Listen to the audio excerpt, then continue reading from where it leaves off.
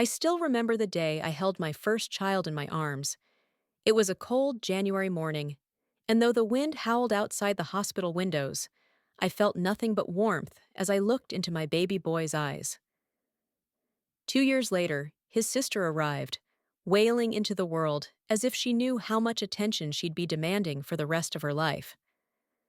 My husband David was beside himself with joy. He called them his little angels. And for a time, our house was filled with the sounds of laughter, learning, and love. We weren't rich, not by any stretch, but we were determined. David worked double shifts as a mechanic, while I ran a small tailoring business from home. Every extra dollar we saved was for them, for their books, their clothes, their school fees, and later, their dreams. We denied ourselves luxuries just so they wouldn't feel they lacked anything. I remember nights when David came home with grease still on his hands, too tired to eat, but always stopping by their room to kiss them goodnight. I remember sitting up late, sewing school uniforms, patching holes in socks, writing down budget plans to make ends meet. We worked hard, together. We built our home not just with bricks, but with love. And our children? They grew. They blossomed. My son became an engineer. My daughter, a nurse. We beamed with pride at their graduations, felt our hearts swell when they got their first jobs. Then came weddings, grand and beautiful. David sold his motorcycle to contribute to our daughter's ceremony, saying with a smile, "It's worth it. She's worth it." We expected that one day they would return the care. Not with money, but with time, with presence, with the same love we poured into them. But life doesn't always unfold the way we hope. The calls became less frequent. Visits stopped altogether. Busy, they would say. Always busy. Too busy to come home for holidays. Too busy to check in unless they needed something. And when David fell ill, I called them both. I pleaded, "Your father is not well. Come, at least to see him." My daughter sent money. My son said he'd try. Neither came. I sat by David's bedside, watching the man who had stood tall and strong beside me now struggle to breathe. He held my hand and whispered, "Where are they?" I had no answer. Only silence. He died on a Tuesday morning, his hand in mine, his heart heavy with absence. The funeral was small. They came then, too late. They wore dark glasses and stiff suits, murmured their regrets. I watched them from a distance, something inside me cracking. The love I had once carried so effortlessly for them began to feel heavy, like a burden.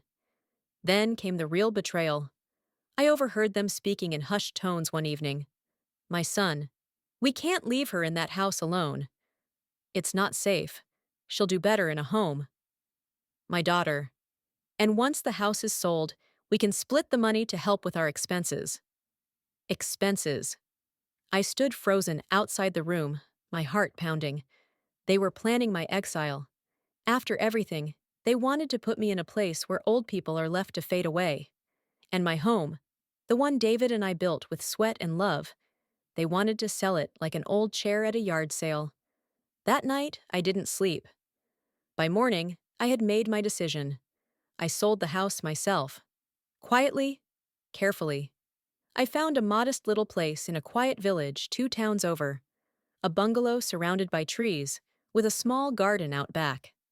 I hired a young woman, Miriam, to help with errands and company. She's kind. She laughs at my jokes and makes good tea. Most importantly, she listens. I left no forwarding address. Weeks passed, then months, and then the calls began. First, my daughter. "Mom, we've been trying to reach you. Where are you? We're worried." Then my son. "Mom, I need some help. Things are tight right now. Can you assist me?"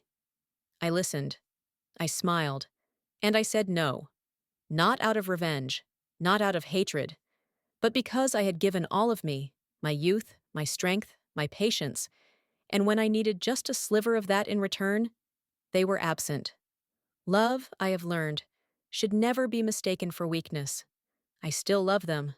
I always will. But I will not let them use me. Now, my days are simple.